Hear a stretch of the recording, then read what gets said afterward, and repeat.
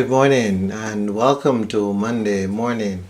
This is the week of the fourth Sunday of Lent, otherwise called Refreshment Sunday, or in other places, Mothering Sunday.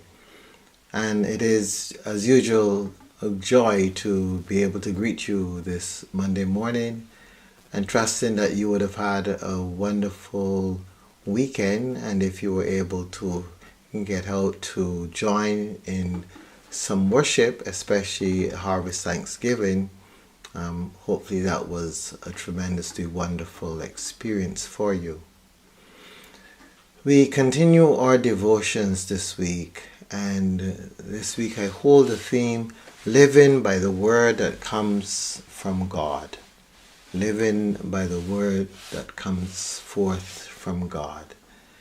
This is our theme for this week, and I invite you to hold this theme within your hearts so that we can truly find blessing in this time together.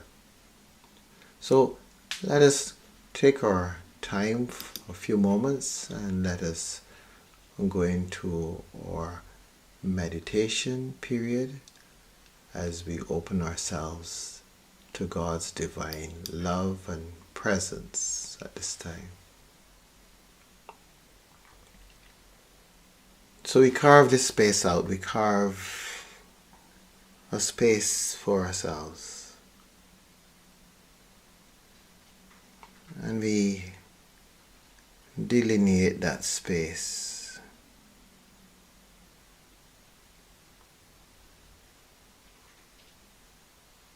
And we observe all that is taking place in that space. And we allow ourselves to be open in that space, knowing that we are safe. And taking a deep breath, we come into our hearts with a spirit of gratitude, grounding ourselves in the divine presence and feeling that immense power within us, that healing power, that power of love. And we breathe into that space, into that energy.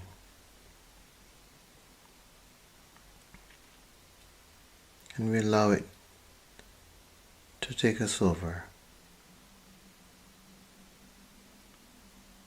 Gently feeling the ebb and flow of that energy.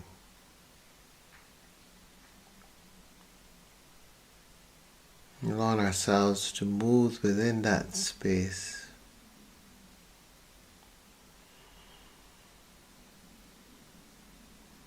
As we feel the vital force that we call life and well-being. In this space, all is well.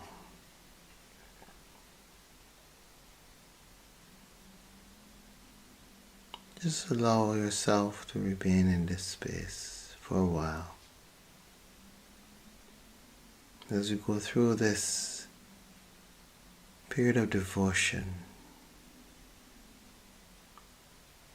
remembering that devotion has a target,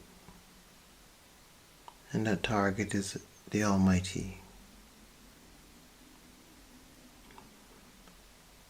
And since we are reminded that God is spirit and those who worship God must worship in spirit and in truth, we allow ourselves to come into that place of spirit where we become attentive to our spiritual energies, taking our attention away from the physical for a while and just coming up into that spiritual presence to engage spirit.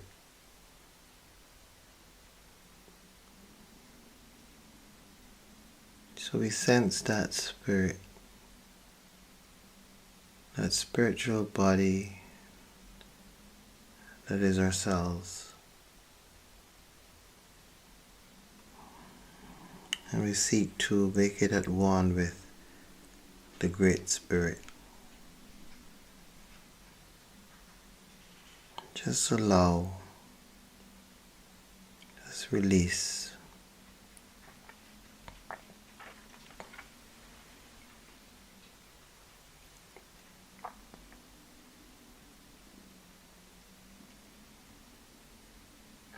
In that spirit, in that state,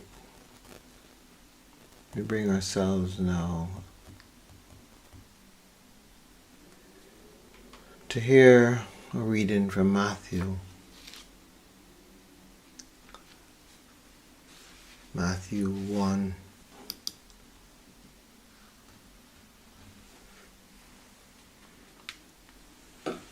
Now the birth of Jesus the Messiah took place in this way. When his mother Mary had been engaged to Joseph, but before they lived together, she was found to be with child from the Holy Spirit. Her husband Joseph, being a righteous man and unwilling to expose her to public disgrace, planned to dismiss her quietly. But just when he had resolved to do this, the angel of the Lord appeared to him in a dream and said, "Joseph, son of David, do not be afraid to take Mary as your wife, for the child conceived in her is from the Holy Spirit. She will bear a son, and you are to name him Jesus, for he will save his people from their sins." All this took place to fulfill what had been spoken by the Lord through the prophet. "Look, the virgin shall conceive and bear a son, and they shall call his name Emmanuel," which means God is with us. When Joseph awoke from sleep, he did as the angel of the Lord had commanded him. He took her as his wife, but he had no marital relations with her until she had borne a son, and he named him Jesus.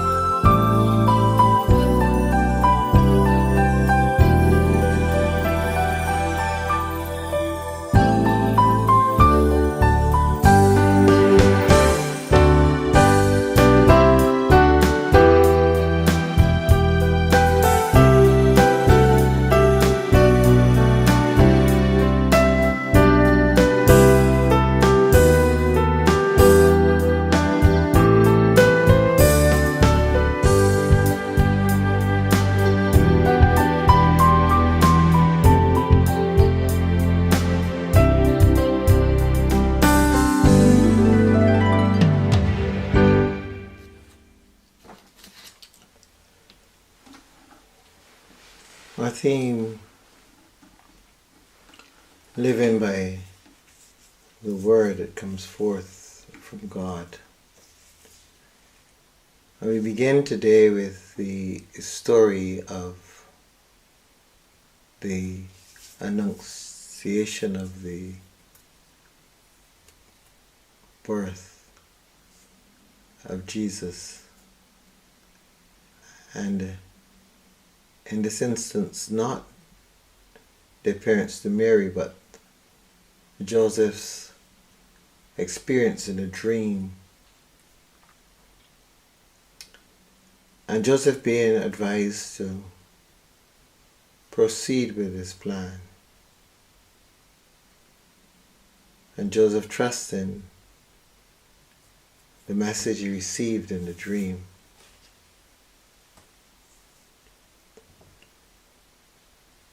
Our world today is significantly dependent on tangible evidence of something that I can touch and see, something that I can repeat. Many of us are not really into dreams or visions. And for the most part, we can oftentimes dismiss messages as because we went to sleep and our stomachs were full.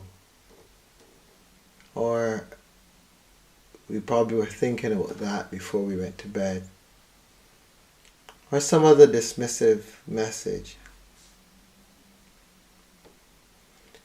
And it always amazes me how, in some way, as much as we seem to have advanced, we seem to have gone backward as well. And I always wondered about this. And it's only recently that I came across some writings, and the writer makes the point of the fact that there is the material and there's the spiritual. The writer suggests that man is here to advance the spiritual. But it seems as though in recent times, rather than advancing the spiritual, we've tended to advance the material.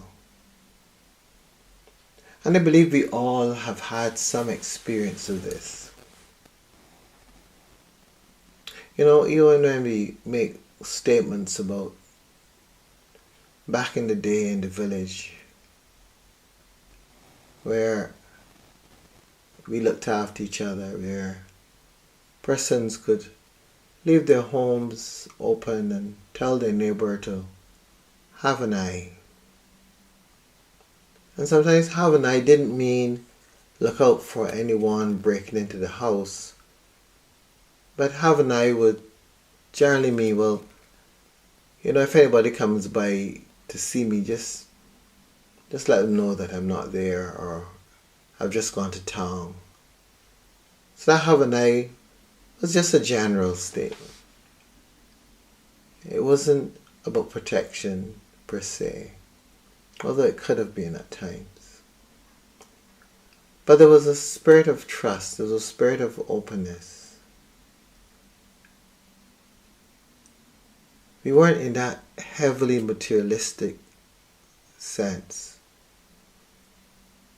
And if you go back further, we read of the men and women who day by day would have their visions or their dreams, and they would engage the plants and herbs around, and they would learn.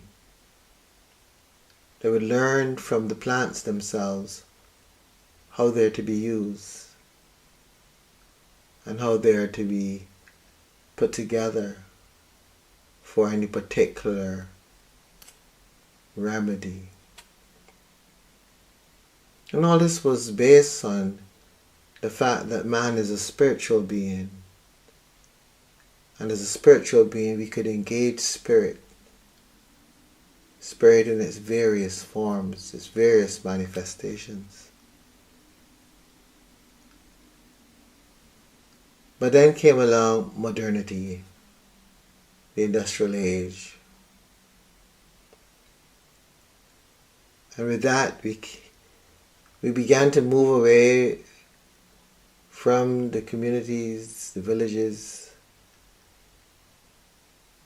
and we moved into cities. And in the cities we were strangers.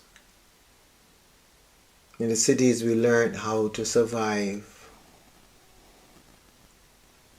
how to manage to exist in a dog-eat-dog world, how to hoard, how to try to get more than the other person. And then we spread that idea from the city right out into the countryside until it covered the whole land. And materialism took precedence over spirituality. And here we are today, in the height of materialism, with spirits that are starving for connection to their source.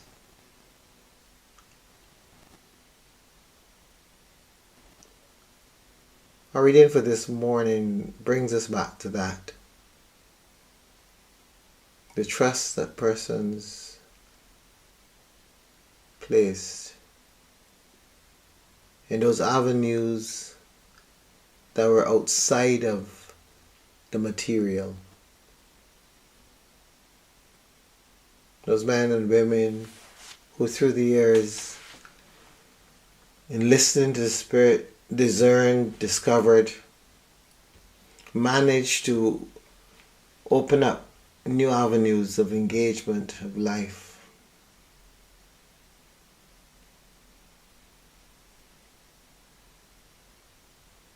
Those were the men and women who sought to grow spiritually.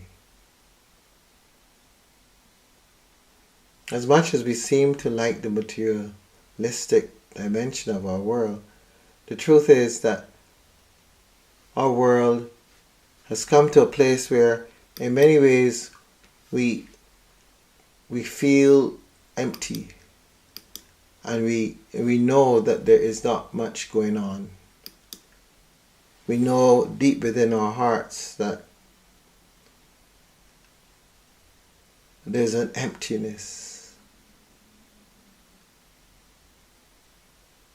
With all the materialism that we amass to ourselves, there's some aspect of ourselves that seems to tell us that it's not it. This is not it. But that which is it is so ethereal. We can't nail it down. And because we can't nail it down, we don't generally bother about it. We press on in our materialistic mindset.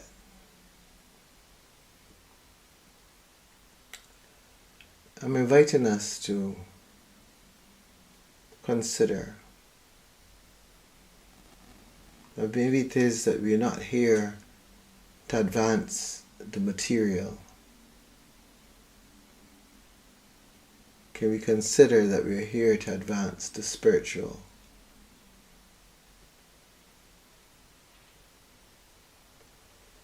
Can we consider that the material is really not the primary focus here, but the spiritual is? Can we consider that it is not our ability to possess, to make money, to own large property, but can we consider that it is our purpose to become spiritually aware, to tap into something greater than ourselves, and to allow that greatness to flow through us, living by the Word, living by the word. We would have heard this phrase couched in the words, one shall not live by bread alone, but by every word that proceeds out of the mouth of God. The bread versus the word. The material versus the spirit. I know we have all been trained in this material world. It did not begin yesterday. It began generations before we were born. And it has been so thorough that it has even penetrated the institution that was supposed to assist us in our spiritual advancement. It has rendered that institution as materialistic as the rest of our world. And so many are no longer even interested in exploring a journey in these institutions, but are walking a separate path.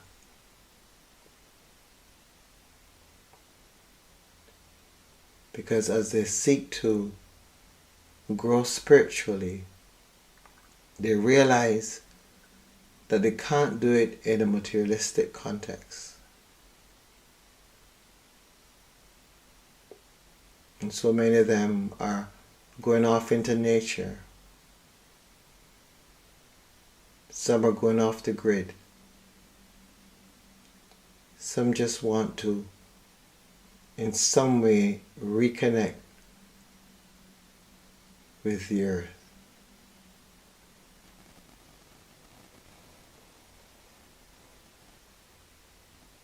Materialism in its sense, or the material world in its sense, is not evil, but it must not be primary.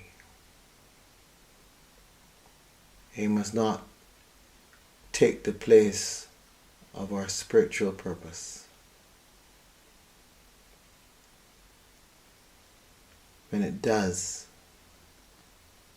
it knocks us clear off our path and sends us into the darkness. The light is within us. The way is within us. We must choose the light and not the darkness. You must choose the inner path and not the path that leads us more deeply into the material.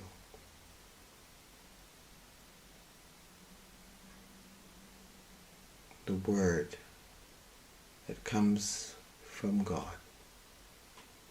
The word planted deep within our hearts, in our dreams, in our visions,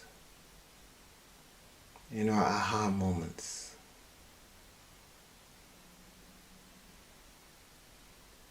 Trust those words.